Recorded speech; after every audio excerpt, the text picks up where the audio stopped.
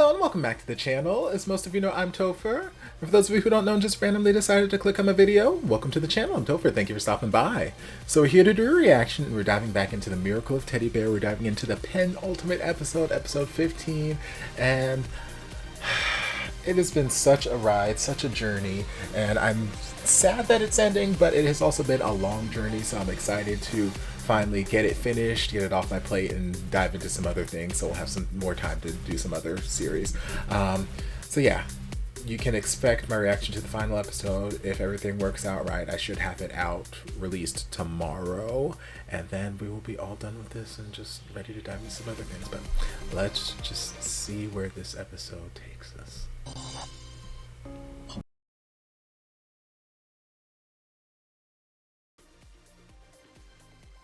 This wasn't as emotionally devastating as I was anticipating it being, especially in some of the early parts of the episode when I was getting that big montage of just happy, sweet, romantic moments between Nut and Tofu and Gen and Song. I was like, oh my god, they are setting me up for an emotional gut punch.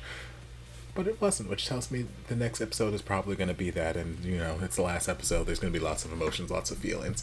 But there was a lot of just stuff that happened, a lot of information that got revealed this episode. So, well, Gen and Song were caught by Daddy and kind of forced into coming out, but they had a, again, this one thing this series does is they have some really good conversations, and I appreciate the way that they're depicting some of these characters in these situations, because Daddy very easily could have gone the direction of like Sibs, or like Sib, where, oh no, my son can't be this, how can you, where did I go wrong, I can't believe your mother raised you to be this, blah blah blah blah, and just flip out, you have to be a man, this, that, and the other, you know, that whole stereotypical, you know, thing. But he didn't. It was a very, but it wasn't also the opposite end of the spectrum where it's like just magically in the world of some of these series, like, oh yeah, I'm 100% fine, this is great, I'm so happy for you, blah blah blah. It wasn't that, because we had already seen earlier in the series where Daddy had said things. He had said certain things, made certain comments, and I've commented about them as he said them, that felt a little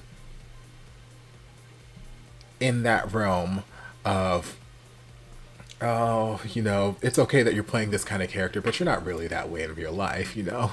Oh, what, you know, that sort of mentality where it's like, okay, he's still a product of his time, product of his culture, and that's just how it is for some people in some places.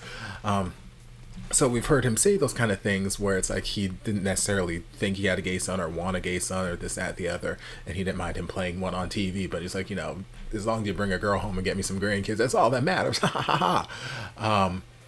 So for him seeing that reality in his own home, it was a bit jarring. And not that he's necessarily hates his son or hates this idea or anything like that. It's just, it's a shock, because like Song was saying in the conversation he was having there, you know, it should have been obvious to you, but then I realized that we haven't really spent an abundance of time together over the years. You're always out there working and I'm always here focusing on school. So yeah, I thought about telling you, but I just never did, because we don't know, you don't know me as well as you thought you did. So I can understand it being a shock to Daddy, and what I appreciate about this is it wasn't a magic fix like, oh yeah, I'm totally fine with it, and it wasn't the typical blowing up, flying off the handle, I can't have a gay son, I disown you, that sort of thing.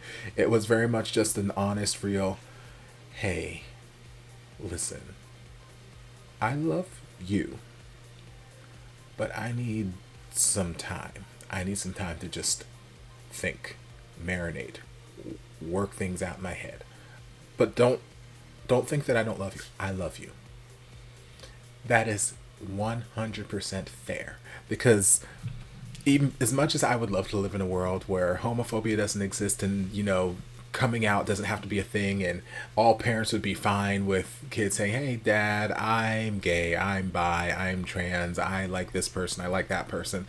As much as I would love to live in that world, we don't live in that world. We don't live in that world at all. Some people have very knee-jerk visceral reactions like Sib probably would have, and some people just, the shock just gets to them and like, I wasn't expecting this. I'm not necessarily offended by this. It's not what I thought. It's not what I had in mind for you. It's not where I thought your life was going to go. I need time to just process. And that's fair. That's fair. Take time. Take your time and process. I just love that he reassured him like, hey, I love you. I just need time to process. Beautiful. Absolutely love it. Love, love, love, love, love. Then we got more insight to the whole Tarn argument with Sib, and we got the full thing hashed out for us. One thing I like about this, another thing I like about this series is that it's been really, really good at giving me little pieces of this puzzle to put together and just giving me just enough information to whet my appetite, like, okay, and to get the juices in my brain flowing, like, okay, well, what happened here? How did we get here? Blah, blah, blah. But not enough that I can just put the puzzle together immediately. So, like, I can make speculations and this, that, and the other, but then they give me more and more information as I need it. And it's not just like this big info dump at the end. Like, slowly but surely we've been gathering all these pieces. And I was right in some sense when it came to that argument, because last episode or the episode before, when they were showing us a little bit more detail about the argument between Tarn and Sen, they showed them arguing, and they showed Sen pick up the vase and go like this, and then I said, just because they showed him pick up the vase, it doesn't mean that he was the one who hit him, because they didn't show us hit him. They didn't show us him hitting Tarn. So since they didn't show it to us, I'm going out on the limb and assuming that he did not actually hit him. Until they show me that he hit him, he didn't hit him. Someone else could have hit him. He might have thrown the vase and it missed. Like, there is lots of ways this is going to go, but I don't think that Sen hit him until they show me. And then they showed us the full scene and it played out just like that. Sen didn't hit him. He didn't even get a chance to throw the vase because Homegirl's goon squad out here came and did him in from behind. I'm like, oh, well, shit. Okay, well, there we go. And in light of that, we got where Sen actually ended up killing Sib, which it took me a minute to figure that out, because at first when Sen was giving the flashback to Tofu, and he's like, yeah, somehow he got really, really angry, and he rushed and took the wrong medicine by mistake and came downstairs and he just died. And I'm like, damn. Okay, so that's how he went down. But y'all remember the last couple episodes, or last like 5 or 6 episodes, I've been like, how did he die? How did he die? And I'd make these little jokes like, you know, Na would be flashing back to how aggressive and violent he was, this, that, the other, and I'd be like, so you killed him. Joking, but I guess I wasn't 100% wrong. So it was interesting to see the flashbacks told from so many different perspectives, and how, at first, because this whole time we've been seeing Sib as this victim of all these situations. He was this victim of, or not Sib, Sen. We've been seeing him as this victim of Jan and Sib's plan to break him and Na up, and then a victim of being under Jan's thumb and her father, and now this other woman at the TRD Corporation or whatever. Like, we've just been seeing him as this victim of these unfortunate circumstances and just making these bad choices because he thinks it's the right path to take in order to make everyone happy. And we see that he is not so perfect. He's not quite the victim we made him out to be. Like, yes, he didn't actually put Tarn in the hospital, but, well, he was going to do something with that base. What he was going to do, I don't know, but he was planning on doing something with that base. But he may not put Tarn in the hospital. He did kill his brother. Granted, you know, his reasoning might have been noble in some sense, like, I just didn't want him to hurt Na anymore, but still, you killed your brother. not that I'm sad to see him go in any way, shape, or form. Like when Nut was giving his flashback about how he found out about his dad passing and he went to see the body, this, that, the other. It was like, it was just like any other day. I felt nothing. We didn't really have a close relationship at that point. I'm like, yeah, I'm not sad to see him go in any way, shape, or form. Like he's not a great character. I did not enjoy him in any way. So I'm like, I'm not sad to see him go. Granted, not saying he deserved to be murdered, but like, I'm not sad to see him go. So, I yes, Sen was doing things for what he felt were good reasons, but there were probably alternate ways around that.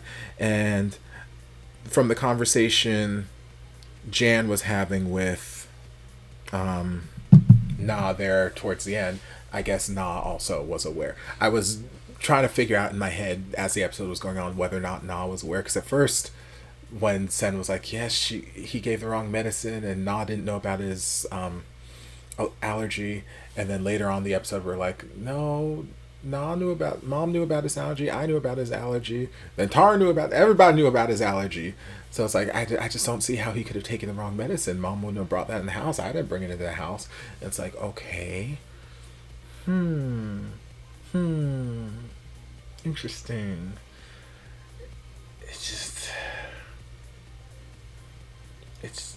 Yeah. It's wild, y'all. It's wild. I lost my train of thought. I went on some whole rabbit hole. I lost my train of thought as to where I was actually going. But yeah, it's wild. We learned all kinds of things about the situation. And then we got the full scene about what happened with Tarn after the whole vase smashing session. The goons took him away and were gonna just leave him on the train tracks. He woke up and tried to fight back a little bit. They hit him on the head with the wooden plank, which is where the splinter got lodged in. And then they left him for dead on the train tracks. I'm like, y'all,